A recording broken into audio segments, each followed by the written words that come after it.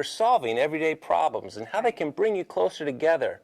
But what's the big payoff? What are the benefits? You know, when you start a new job on that first day, they always talk to you about your benefits package. What if we had the same thing in marriage? What if on your wedding day someone slid you an envelope and said, this is your marriage benefits package? What do you think might be in that? That's an interesting question because we know there are indeed benefits. Thousands of studies at universities around the world have been conducted on finding the answer to that question. Some of the greatest researchers we have these days have dedicated their lives to studying the benefits of marriage.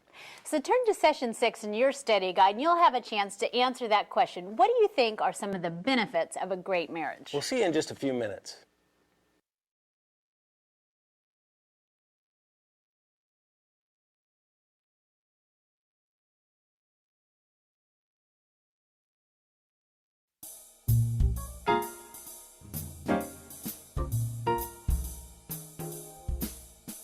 With each passing day, I love you more. Baby, you've got a way that makes me love you more. I love you more. I love you more. No, I love you more. No, I love you more. Oh, even though we've got issues, Crying through millions of tissues. I love you more. I love you more. I've got to share this with you. I love you more. I have to tell you the truth. I love you more. I love you more. Baby, I love you more. I love you more. Though we've got problems, we can solve them. I love you more. Oh, I love you more.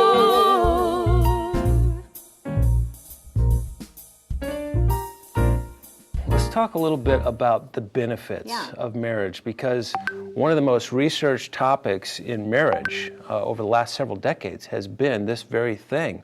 What's the good that comes from a problem-solving marriage, a marriage that hangs in there? I mean, we know a lot about what marriage does for us. One of the things we know is that it really creates health.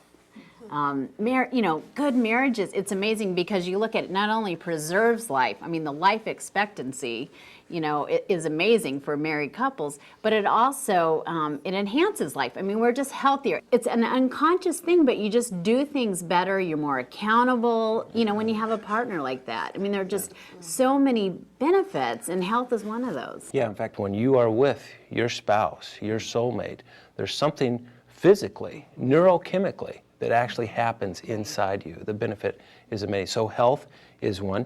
Even wealth. Did you know that married couples enjoy more wealth than if you're not married? And that phrase, two can live as cheap as one, we laugh at that because we know that's not true. But there is real hard evidence that married couples will save more money, be more wise with their money and invest and so forth. And then another one, a pretty global one, is not only health and wealth, but happiness. Now again, researchers all over the world have been working on this. As a college professor, I've taught general psychology for more than a decade, and I use a textbook that is the most widely used textbook around the world on this subject. And it's written by Dr. David Myers at Hope College, Holland, Michigan. And for the last few years, he's been dedicating his work to happiness. What is it that will make a human being happy? And he's the author of this book, The Pursuit of Happiness. And I asked him, can you guarantee happiness? And he said, well, no, you can't guarantee it, but the closest you can come to ensuring happiness in somebody's life is that they get married. And I said, can you tell me more about that? That obviously got me intrigued. And in fact, I asked him if I could put his answer on film and show it to you guys. And so I want to show you a little clip. Is marriage a predictor of happiness? And the answer is absolutely. Big time predictor of happiness. 40% of married adults in the United States say they're very happy, as do 23% of never married adults. That's just one small indication of the importance of marriage for human happiness, human health, and longevity as well, even wealth. Not to mention the well-being of children to boot. And that's why it pays to invest ourselves in caring about and nurturing that profoundly important relationship. Just on a personal level, I've been married for 4 decades. And it hasn't all been a bed of roses. But those whose marriages survived to the empty nest generally find that the empty nest is a very happy place. And so I tell a lot of parents whom I talk to, it pays to hang in there. And if you can work through the difficult times, if you can be true to that commitment, till death do us part, come what may, work through it and come out on the other side. Many couples who have been stressed can recover a sense of connection and companionship and deep satisfaction in that relationship. So what kind of comments do you guys have after seeing this? I mean, this is one of the world's really premier researchers, and here he is saying marriage pays off big time. I think for us, just, only being married 6 years, coming up on 7, it's encouraging, but it's kind of almost scary too, because we've been through a couple trials in our early marriage. I wouldn't say anything earth-shattering, but I think just the importance of building that solid foundation now and then seeing examples like you guys all here at the table going before us is very encouraging. Marriage is a huge predictor of happiness. It makes you happy, but he also talks about how differently you experience love at different seasons in your married life. And when you know that, you know there's going to be this predictable ebb and flow. Marriage makes me happy, yes. Does that mean every minute of every day? No. And the point is not that you get married to be happy. I mean, many times that's one of the myths, right? They lived happily ever after. But that's really not what marriage was designed to do. It's one of these benefits. With that in mind, here in our final session, one of the things we want to do is give you an opportunity to take inventory of what you guys do well as a couple in your marriage. What are your strengths as a couple? Who's willing to share? I don't think there's anything that either Jewel or I don't feel comfortable in laughing at ourselves about with each other. Totally. We just feel totally comfortable with each other. We're best friends. One of the things I think that's been a blessing is making the choice early on within the first couple of years to change the family history. We decided that it stops with us. We are going to do whatever it takes to change the course of our family for our children, grandchildren, and the rest of the children that will be born in the future. And I think that's partly why we face so much in such a short time. Well, that's powerful. So you're really making a decision that you're going to chart your own path and that you aren't in a rut. You're not doomed to repeat history or whatever it is, that you guys are in charge of that. And Kind of creating a new legacy. Exactly. That's exactly what it is. that's cool. We were talking about one of the things that we feel like we're good at is kind of not being professional. And I don't know if this makes sense, but when you do what we do for a living, to come home and not be Mr. Doctor, psychologist, marriage therapist. And we were pretty intentional about that. Sometimes people ask, you must analyze each other all the time. And we really don't. No, we really don't. I mean, you have to come home and and be you and just let it happen. Right. And that's been a real strength for us. I don't think we could have survived without that. Well, we've kind of taken inventory of what we do well as couples. Let's take it a little deeper now and talk about what we appreciate about our partner. Well, there's no question that in our relationship, Jewel represents, it's hard to put into words, but when you go through what we've gone through and then she...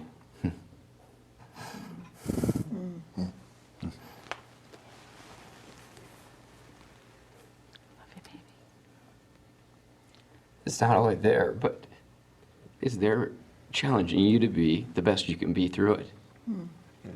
That's really hard to beat. It doesn't get any better than that.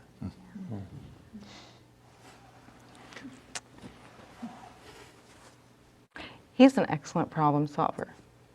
He's really good at helping me keep perspective, because I can let my mind and my worries run away with things, either regarding the kids or any given number of things. But he's really good at reining me back in and giving me perspective and looking at it more intellectually, logically, and how can we deal with this and solve this? It's not the end of the world. It's just, he lives in a house with 4 drama queens. Yes, I do. I love it. And so I love that about him. And I love his soft side.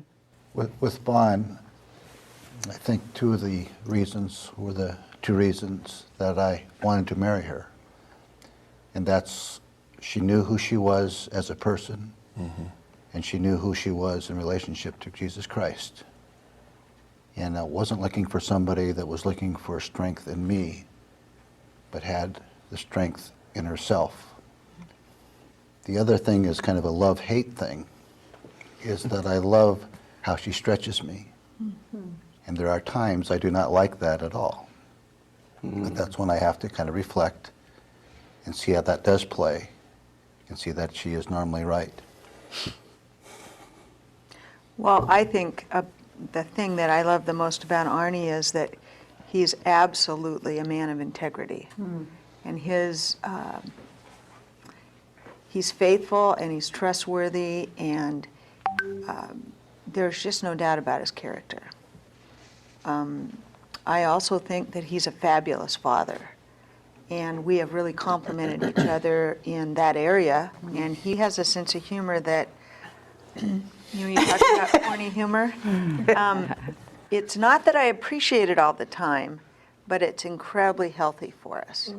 I can even be furious at him, and he's making me laugh, and I'm saying, I am really mad at you. Just because I'm laughing doesn't mean I'm not mad.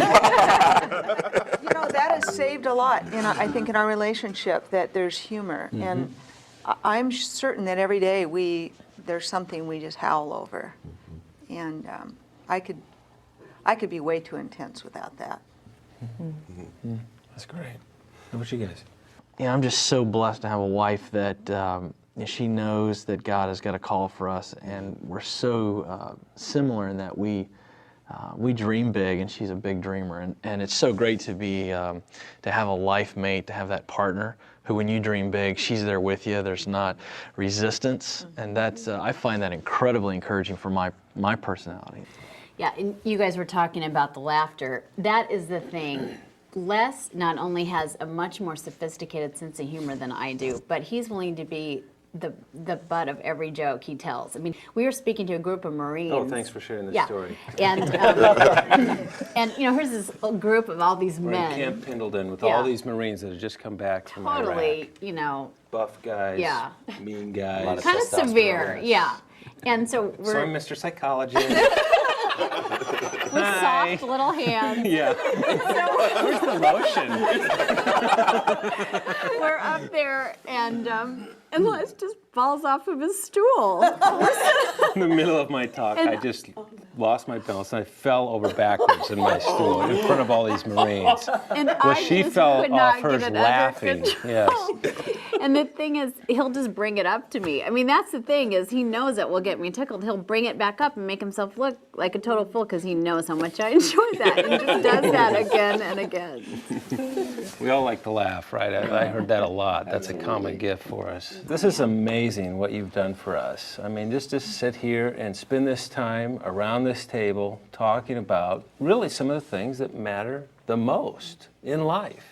Yeah, and you've been transparent, you've been open, and brought your real stories right into our lives. So it's really fun for me to hear your experiences. I mean, it's just so true. Whenever we initially fall in love, it's a great thing, but it really is the challenges and the problems we face and the struggles we work through together and solve that cause us to be able to say to one another, I love you more. It truly is a fact. We do love each other more as a result of the good times and the in-between times and everything that's happened. I think of the things that we've been through and the dumb things I've done and said, and he's still here, and I really do love him more. And no matter what we go through, highs and lows, I realize that it stretches our capacity to love each other, and we just don't realize now how much and how deep love can really grow through that. I love you more when you tell me I can do anything, because I believe you. And you have to choose to love every day. And it may be different this year than it will be next year. But for me, that's exciting, because how boring and still would we all be if the life was just, flatlined? I love you more because you accepted me for who I was. You love me through my weaknesses, that our love has grown. So Stephen, how would you finish that sentence? I love you more today than yesterday. I love you more. I love you more. Baby, I love you more. Yeah, baby! That's a wrap. I think it is possible to say I love you more. I love you differently, but I love you more deeply, more securely, more comfortably, because we have shared and built a life together. And out of that long-term relationship and that intimate knowledge of one another comes a sense of satisfaction and a partnership that I think is hard-won.